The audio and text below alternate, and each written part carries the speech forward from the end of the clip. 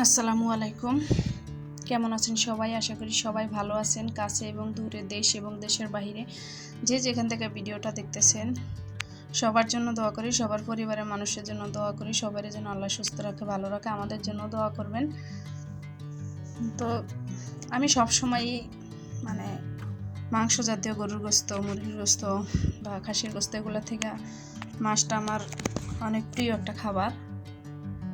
তো যখন বাড়িতে ছিলাম, মানে গ্রামের বাড়ি ছিলাম, আমার শ্বশুর বিশেষ করে অনেক মাছ নিয়ে আসতো, শাক সবজি নিয়ে আসতো, একদম তাজা তাজা ফ্রেশ খাওয়া হতো। মানে এখন এমন একটা অভ্যাস হয়েছে, এখন শাক সবজি ছাড়া আমার বা মাছ ছাড়া আমার চলেই না। আমার আল্লাহ 30 দিনের মনে হয় যে 20-25 দিনই আমার মাছ খাওয়া পড়ে। আর বাচ্চাদের জন্য তো মাঝে মাঝে মুরগি, গরুর গোস্ত এগুলো তো রান্না হয়ই, কিন্তু মাছটা আমার একটু বেশি খাওয়া হয়।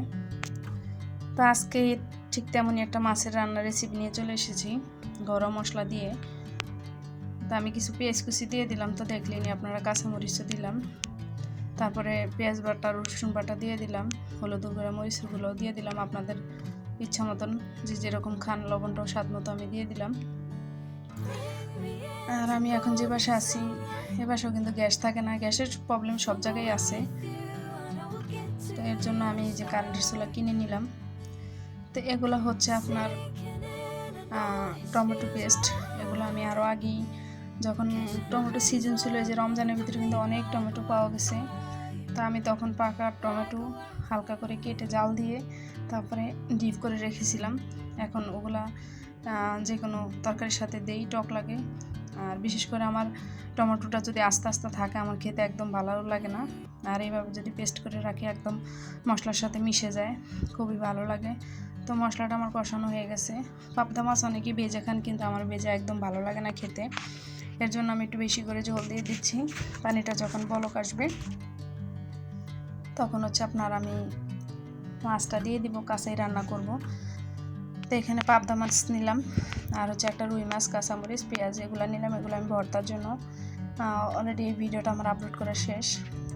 তো যেহেতু পানিটা আমার বলক আসছে, এখন আমি মাছটা দিয়ে খুব আলতো হাতে নেড়ে চেড়ে দিচ্ছি, কারণ পাবদা মাছ কিন্তু খুব নরম মাছ, এটা কিন্তু ভেঙে যাওয়ার সম্ভাবনা খুব বেশিই থাকে। দেখেন আমার মাছটা কিন্তু ফুটতেছে, হয়েও গেছে অলরেডি। এখন আমি ধনিয়া পাতা দিয়ে দিতেছি উপর দিয়ে। তা আমার ভিডিওগুলো কেমন লাগে অবশ্যই আপনারা কমেন্টে জানাবেন। এই ভিডিওটা আমি বেশি বড় করি না, কারণ 8-9 মিনিটের ভিডিও করলে ধৈর্য ধরে কেউ দেখতে চায় না। এটা হচ্ছে 3 মিনিট 52 সেকেন্ডের ভিডিও। ভালো লাগলে চ্যানেলটি সাবস্ক্রাইব করে দিবেন, শেয়ার করে দিবেন, পাশে থাকা বেল আইকনটি প্রেস করে দিবেন। আমি প্রতিদিনই বলি, আমার হচ্ছে নতুন একটা এটা চ্যানেল, আগের চ্যানেলটা বাদ হয়ে গেছে, এতদিনে আমার মনিটাইজেশন হয়ে যেত, তো হয়তো বাকি আল্লাহ রাখেনি, আর কিছু বলার নেই। তো মাছটা কিন্তু অলরেডি আমার রান্না হয়ে গেছে। আর কেমন হয়েছে অবশ্যই আপনারা কমেন্টে জানাবেন, আমার ভিডিওগুলো কেমন হয় সেটাও জানাবেন। পাবদা মাছ কার কার পছন্দ, বিশেষ করে আমার হাজব্যান্ডের খুব পছন্দ পাবদা মাছটা। তো ভিডিওটা আর কিন্তু বড় করব না।